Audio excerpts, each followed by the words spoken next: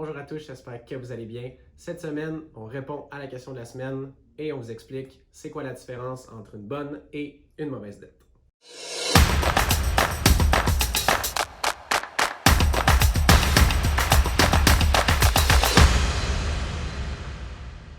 Donc pour commencer, petit rappel sur la question de la semaine. La question était quel est le taux d'endettement moyen des Québécois selon vous? Donc, je vois qu'il y a 71% des personnes qui ont répondu 155% et plus, et il y a 29% des gens qui ont répondu 75% et moins.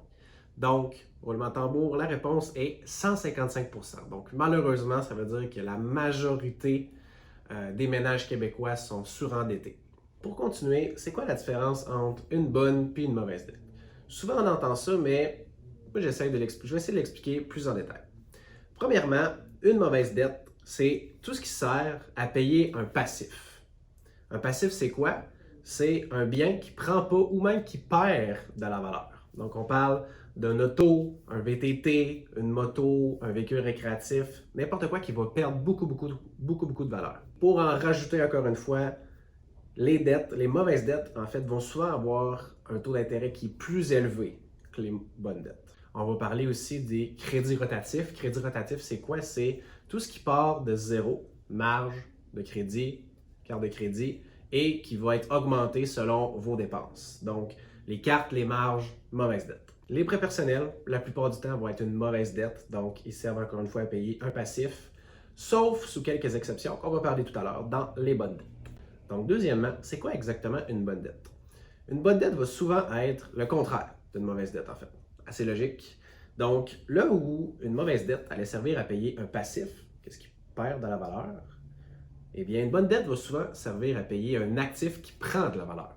L'exemple le plus commun, un prêt hypothécaire, la maison, au niveau des années, va doubler sinon tripler de valeur à travers 30 ans.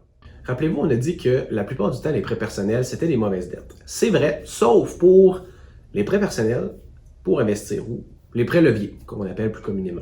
Donc, un prêt levier, c'est quoi? C'est un prêt qu'on va emprunter à la banque. Par exemple, un taux d'intérêt un peu plus faible, par exemple 2, 3, 4, 5% d'intérêt, pour investir soit à la banque ou soit sur le marché boursier, pour aller chercher un taux de rendement, un taux d'intérêt plus élevé. Donc, on paye 2, 3, 4, 5 et on retire 8, 9, 10. Donc, au final, on est gagnant. C'est une bonne dette. Puis, pour terminer sur les bonnes dettes, en plus de ça, en plus qui nous permettent de payer un actif qui prend de la valeur, eh bien, ils vont souvent avoir un taux d'intérêt moindre. Prêt hypothécaire, 2-3%, marge, carte de crédit, 10 à 20, donc on voit bien la différence là. Pour celui-là, pas vraiment une dette. Je vais rappeler pour le bureau de crédit, toute carte de crédit, marge de crédit ou prêt qui n'est pas utilisé, ça fait augmenter notre code de crédit, donc bonne dette. Fait que c'est ça qui conclut notre petite vidéo de la semaine. J'espère que vous avez trouvé ça intéressant. Bien évidemment, même si on veut maximiser les bonnes dettes, il faut toujours prioriser de payer les mauvaises parce que, comme je l'ai dit, ils coûtent plus cher. Si jamais vous avez aimé cette vidéo-là, n'hésitez pas à liker la vidéo, à la partager. Si vous avez des idées de vidéos, vous pouvez les inscrire en commentaire. Sur ce, bonne semaine!